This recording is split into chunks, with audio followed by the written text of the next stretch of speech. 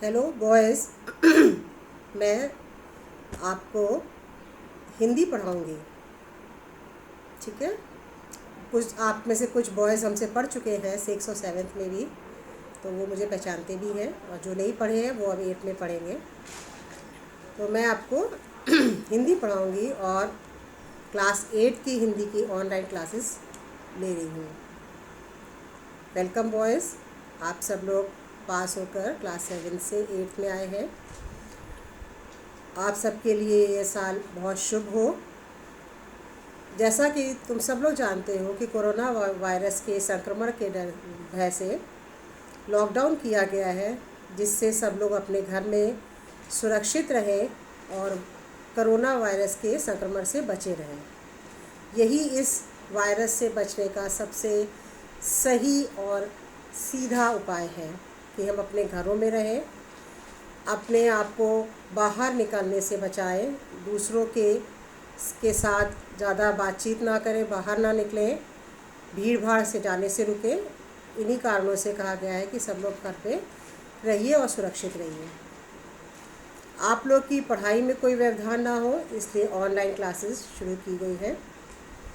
आप लोग को हम डेली कुछ ना कुछ होमवर्क देते रहेंगे, कार्य देते रहेंगे, जिसे आप अपनी कॉपी में करेंगे, और जब भी कॉलेज खुलेगा तब उसको चेक किया जाएगा।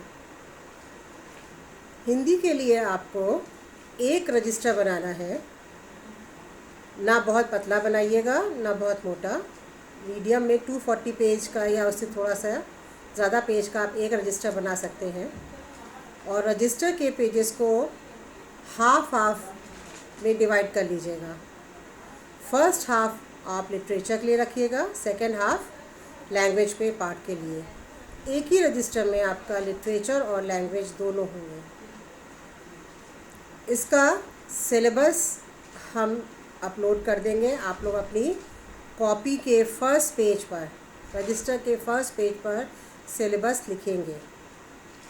सिलेबस यूनिट टेस्ट का दिया जाएगा, यूनिट टेस्ट 1 का दिया जाएगा, और उसी हिसाब से हम लोग आपको क्लास लेते रहेंगे, जिससे आपका यूनिट टेस्ट 1 का कोर्स कंप्लीट हो सके, और आप जब कॉलेज आएंगे तब आप यूनिट टेस्ट 1 ईज़िली दे सकेंगे। जितना भी कोर्स हम लोग कराते जाएंगे, उन्हें आप डेली पढ़ते जाइएगा, लर्न करते जाइएगा, केवल लिख कर रखिएगा नहीं। और जो भी कार्य आप करेंगे कॉपी में, नीट एंड क्लीन करेंगे।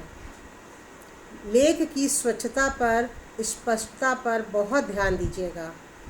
कार्य बहुत गंदा, अनटाइडी बिल्कुल मत करिएगा। जितना भी आप कार्य करेंगे वो स्वच्छ और स्पष्ट रूप से करेंगे।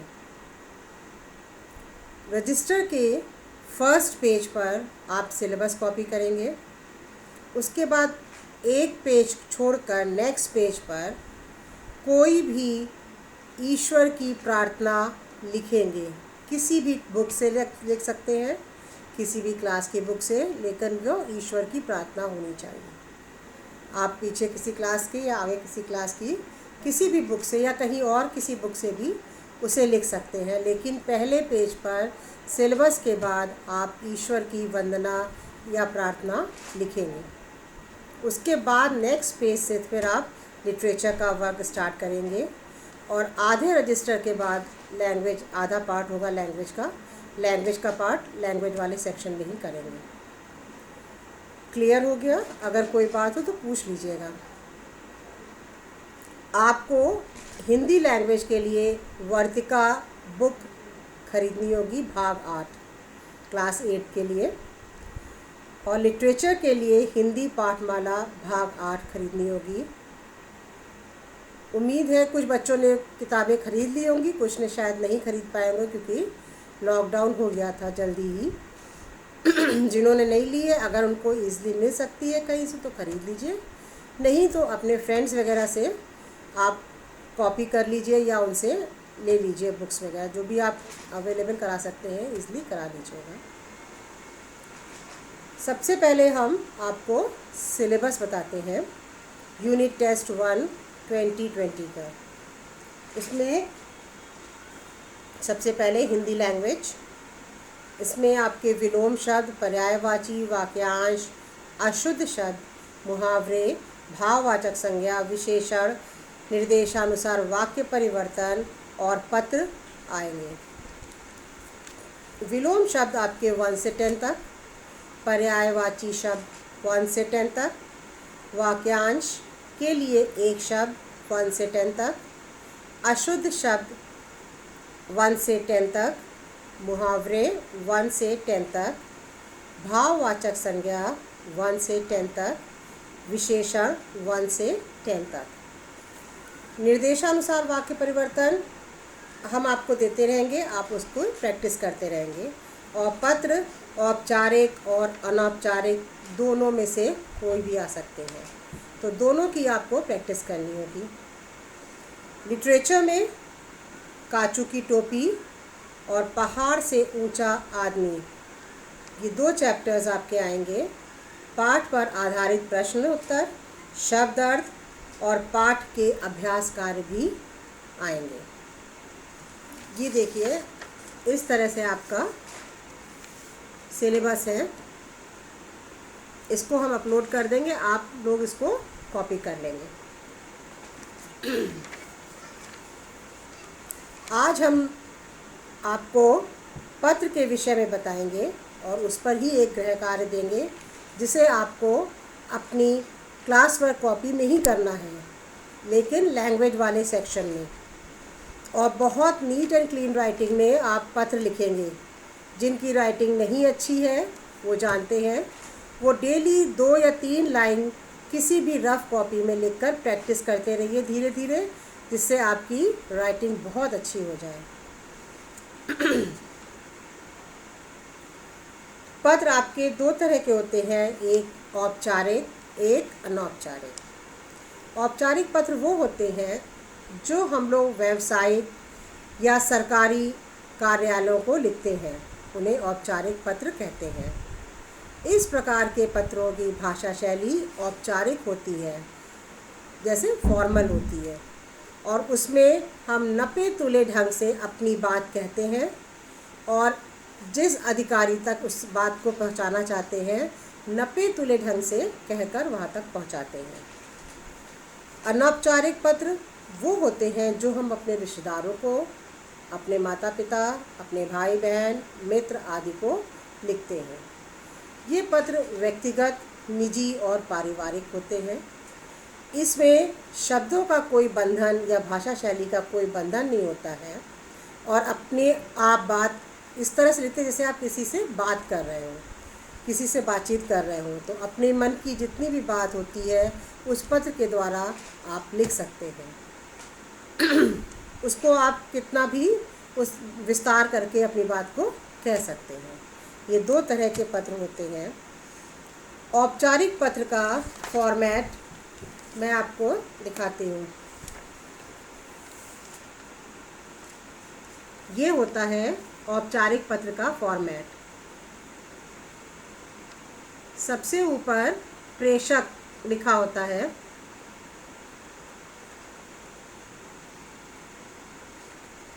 ठीक है, सबसे ऊपर प्रेषक लिखा है। पृष्ठ के बाईं तरफ से आप लिखेंगे प्रेषक।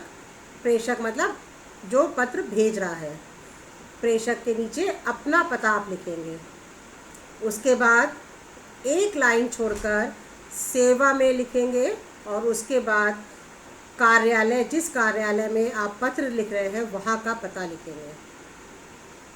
उस अधिकारी को उस कार्यालय का पता किस क्षेत्र में है और किस शहर में। उसके बाद आप दिनांक लिखेंगे।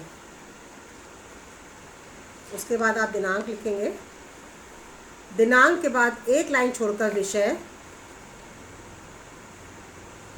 विषय को भी कम से कम शब्दों में लिखा जाता है और जिस विषय में पत्र लिख रहे हैं उसी विषय को लिखा जाता है। उसके बाद एक लाइन छोड़कर आप महोदय एड्रेस करेंगे कॉमा करके, फिर आप लिखेंगे कि मैं और अपना नाम, अपने क्षेत्र का नाम, और इस क्षेत्र का निवासी हूँ। जैसे मान लीजिए आपका नाम सुधांशु है, तो आप लिखेंगे मैं सुधांशु अलीगंज क्षेत्र का निवासी हूँ। मैं आपका ध्यान अपने क्षेत्र की जो भी आपकी समस्या उस ओर आकर्षित करना चाहता हूँ। और उसके बाद आप आगे कंटिन्यू करेंगे और लिखेंगे क्या समस्या है, उससे क्या क्या परेशानी हो रही है, उसका विवरण संक्षेप में देते हुए लेकिन पूरी बात समझा कर लिखेंगे। और उसको लिखने के बाद अंत में आप जब पत्र समाप्त करेंगे तो आप इस लाइन को ज़रूर लिखेंगे कि हम सब आपके आभारी रहेंगे और धन्यवाद। धन्यवाद आप लाइन सब लास्ट लाइन की बीचों बीच लिखेंगे। और सबसे अंत में यहाँ पर भवदीय लिखकर और अपना नाम लिखकर पत्र समाप्त कर देंगे। ये भी हम आपको फॉर्मेट पूरा अपलोड कर देंगे। आप इसको देखकर जो हम गृह कार्य के लिए पत्र दे रहे हैं उसको आप लिखेंगे अपनी कॉपी में और जो कार्य आपको दिया जा रहा है वो समय के अनुसार करते चले जाइएगा, उसको पेंडिंग मत रखिएगा। रोज़ का काम रोज़ करेंगे तो आपके ऊपर लोड भी नहीं पड़ेगा और कार्य होता रहेगा। लेकिन कोई भी जो आप कार्य करेंगे उसको उस दिन की दिनांक ज़रूर डालिएगा, डेट ज़रूर डालकर काम स्टार्ट करिएगा। ठीक है। आप अनौपचारिक पत्र का आप नोट कर लीजिए कहीं पर, औपचारिक पत्र हेडिंग डालिए और लिखिए आपके क्षेत्र या मोहल्ले में समुचित रूप से सफाई नहीं हो रही है। आपके क्षेत्र या मोहल्ले में समुचित रूप से सफाई नहीं हो रही है, जिसके कारण गंदगी बढ़ गई है। जिसके कारण गंदगी बढ़ गई है, बीमारियां भी बढ़ रही हैं। बीमारियां भी बढ़ रही हैं। नगर निगम अधिकारी को समुचित जानकारी देते हुए नगर निगम अधिकारी को समुचित जानकारी देते हुए एक पत्र लिखिए और उनसे जल्दी से जल्दी इस समस्या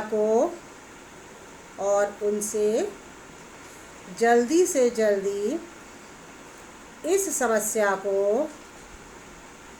दूर करने का अनुरोध भी कीजिए। एक बार हम पूरा पत्र फिर से पढ़ दे रहे हैं। आपके क्षेत्र या मोहल्ले में समुचित रूप से सफाई नहीं हो रही है, जिसके कारण गंदगी बढ़ गई है, बीमारियां बढ़ रही हैं। नगर निगम अधिकारी को समुचित जानकारी देते हुए एक पत्र लिखिए और उनसे जल्दी से जल्दी समस्या को दूर करने का अनुरोध भी कीजिए। इस पत्र में आप लिखेंगे कि आपके क्षेत्र में चारों तरफ गंदगी फैली हुई है, क्योंकि सफाई कर्मी समुचित रूप से नहीं आते हैं, समय से नहीं आते हैं, कई कई दिन तक वे नहीं आते हैं और सबके घरों का कूड़ा और गंदगी बाहर फैली रहती है। उस पर मक्खियाँ, मच्छर आदि आते रहते हैं, जिनसे बीमारियां फैल रही हैं। हमारे क्षेत्र के लोग बीमार हो रहे हैं, उन्हें तरह तरह की बीमारियां हो रही हैं, सांस की बीमारी हो रही, किसी को मलेरिया हो रहा है। तो इस कारण, गंदगी के कारण जो भी बीमारियां हो रही वो सब हमारे क्षेत्र में फैल रही है। हम लोगों का बाहर निकलना मुश्किल हो जाता है, कहीं आना जाना मुश्किल हो जा रहा है। इसलिए आपसे अनुरोध है कि आप सफाई कर्मचारियों को नियमित रूप से हमारे क्षेत्र में भेजकर गंदगी की सफाई करवाएं, जिससे हम सब स्वस्थ रह सकें और सुरक्षित रह सकें। आप जल्दी से जल्दी इस समस्या का समाधान करने में हमारी सहायता कीजिए, ताकि हम सब स्वस्थ रहें, सुरक्षित रहें। ये सब पॉइंट्स आप लिखकर पत्र को लिख सकते हैं। इन सब पॉइंट को ध्यान, और भी आपको जो पॉइंट्स ध्यान में आते हैं वो भी आप उसमें ऐड कर सकते हैं। और इस तरह एक पत्र आप लिखेंगे और इसको आप लैंग्वेज सेक्शन के फर्स्ट पेज पर आप लिखेंगे। पहला है औपचारिक पत्र, दूसरा है अनौपचारिक पत्र। अनौपचारिक पत्र में उसका फॉर्मेट इस तरह से होता है। पृष्ठ के बाईं तरफ प्रेषक यानी अपना पता, उसके नीचे दिनांक, और उसके बाद एक लाइन छोड़कर, प्रेषक के बाद अपना पता लिखने के बाद एक लाइन छोड़कर दिनांक, एक लाइन छोड़कर आप लिखेंगे प्रिय भाई, प्रिय मित्र या आदरणीय माता पिता, जिसको भी आप लिख रहे हैं उसको एड्रेस करेंगे। अगर माता पिता को लिखेंगे तो प्रणाम लिखेंगे या चरण स्पर्श लिखेंगे, भाई को लिखते हैं, मित्र को लिखते हैं तो स्नेह लिखेंगे। और उसके बाद आप पत्र आरंभ करेंगे कि मैं यहाँ कुशल पूर्वक हूँ या सकुशल हूँ, आपकी कुशलता की कामना ईश्वर से करता हूँ। और उसके बाद आप अपनी बात या जो आपको पत्र में टॉपिक दिया गया है उस पर आप पत्र लिखना आरंभ करेंगे। और उसके बाद जब पत्र समाप्त करने लगेंगे, पूरा समझा कर लिखने के बाद, तब आप लिखेंगे अब मैं पत्र समाप्त कर रहा हूँ, आप अपना ध्यान रखिएगा। आपके पत्र के इंतज़ार में आपका भाई और अपना नाम। ये हम आपको अपलोड कर देंगे, ये आप इसको देख लीजिएगा और इसके आधार पर ही पत्र लिखिएगा। आप अनौपचारिक पत्र को नोट कर लीजिए जो आपको गृह कार्य में करने हैं। आपको गृह कार्य में दोनों पत्र लिखने हैं, एक पेज पर अनौपचारिक, एक पेज पर औपचारिक पत्र लिखेंगे। आप लिखिए अनौपचारिक पत्र का। आपका भाई दिल्ली में रहता है, आपका भाई दिल्ली में रहता है, उसे कोरोना वायरस से बचने के उपाय बताइए। उसे कोरोना वायरस से बचने के उपाय बताइए। आप क्या क्या उपाय कर रहे हैं ये भी बताइए। आप कोरोना वायरस से बचने के क्या क्या उपाय अपना रहे हैं ये भी बताइए। और उसे लॉकडाउन में किन किन बातों का ध्यान रखना चाहिए, और उसे लॉकडाउन में किन किन बातों का ध्यान रखना चाहिए यह भी लिखिए। इन विषय पर अपने भाई को एक पत्र लिखिए। इस विषय पर अपने भाई को एक पत्र लिखिए। इस पत्र में आपका भाई दिल्ली में रहता है, उसको ये समझाइए कि कोरोना वायरस से क्या क्या समस्या उत्पन्न हो रही है और उससे कैसे बचा जा सकता है उसे, और आप क्या क्या उपाय कर रहे हैं घर पर रहते हुए कोरोना वायरस से बचने का ये भी बताएंगे। लॉकडाउन में हमें एक अच्छे नागरिक के रूप में क्या क्या बातें अपनानी चाहिए वो भी आप बताएंगे और इसको आप विस्तार से लिखेंगे। इन सब बातों को विशेष रूप से बताते हुए अपने भाई को आप पत्र लिखेंगे और इनको विस्तार से आप बताएंगे। पत्र के अंत में आप वैसे ही लिखेंगे कि अब मैं पत्र समाप्त कर रहा हूँ, आपके पत्र के इंतज़ार में आपका छोटा भाई या आपका भाई और अपना नाम। ये दो पत्र हम आपको गृह कार्य के लिए दे रहे हैं।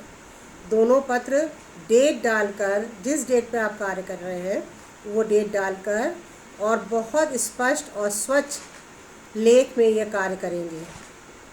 एक बार हम फिर आपसे कह रहे हैं कि जिनका लेख अच्छा नहीं है, जिनका लेख स्पष्ट नहीं है, स्वच्छ नहीं है, वे अपनी किसी भी रफ कॉपी में डेली 2-2 लाइन कहीं से भी, चाहे आप पेपर से देखकर चाहे अपने मन से या किसी बुक से देखकर डेली 2 लाइन आप लिखिए धीरे धीरे, और बोल बोल कर लिखिए, जिससे आपकी रीडिंग भी अच्छी हो जाएगी, आपकी राइटिंग भी अच्छी हो जाएगी और आपकी स्पेलिंग मिस्टेक भी कम होंगी। ये आप प्रैक्टिस कर सकते हैं। अभी आप घर पर हैं, आपके पास बहुत टाइम है, तो आप घर पर रहकर और जितना हम लोग आपको काम करवाते जा रहे हैं, जो भी कार्य कराते जाते हैं, उसे आप लर्न करते जाइए। जैसे ही कॉलेज खुलेगा तो आपका यूनिट टेस्ट आरंभ होंगे, तो आपके पास तब टाइम नहीं होगा, और आप पहले से पढ़ लेंगे तो आप अच्छे से यूनिट टेस्ट देकर अच्छे मार्क्स ला सकते हैं। अच्छा, अब मैं आपको कोई भी समस्या हो तो आप हमसे पूछ सकते हैं, कोई भी बात पूछनी होगी तो आप हमसे पूछ सकते हैं। हमारा व्हाट्सएप नंबर भी आप नोट कर लीजिए, तो उस पर भी आप व्हाट्सएप करके मैसेज कर सकते हैं। ठीक है, आप लिख लीजिए 9452290564। आप उस पर मैसेज डाल दीजिएगा, हम उसको देख सकते हैं और देखकर उसका आंसर कर देंगे। आज की क्लास हम यहीं पे समाप्त करते हैं। कहीं पे भी कोई बात नहीं समझ में आ रही है तो आप पूछ सकते हैं, और कल हम लोग फिर दूसरे टॉपिक पे बात करेंगे। और आप लोग कल अपनी कॉपी और पेन और बुक्स लेकर ही बैठिएगा, ताकि अगर हम जो बताते रहें वो आप नोट कर सकें। Okay, good bye.